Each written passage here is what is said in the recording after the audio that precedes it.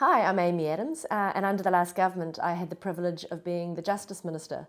And one of the things I got to do as the Justice Minister that I'm most proud of was create the first ever in New Zealand's history expungement scheme where we could take convictions, historical convictions for homosexual conduct, and wipe them from the record as if they'd never occurred.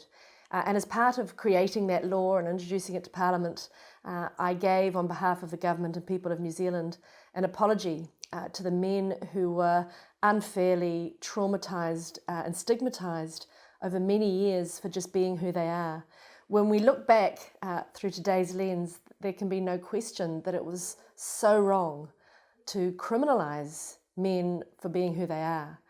And to have the chance to stand in Parliament and to give that apology and to recognise the tremendous hurt that was caused to those men and their family over many years was a very powerful moment, and one that, as I say, I was tremendously proud to have the privilege to do.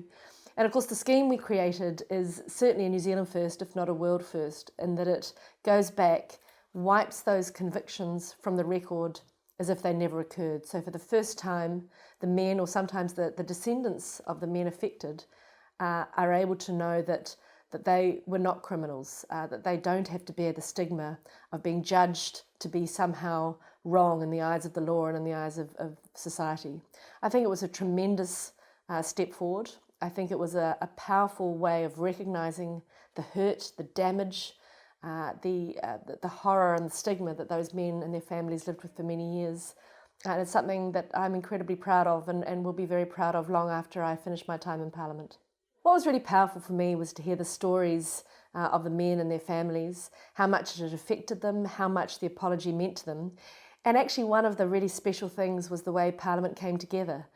Giving that speech in the House, hearing the speeches from around the House, it really is Parliament at its best when we can look back and say we do need to recognise that in that case Parliament got it wrong.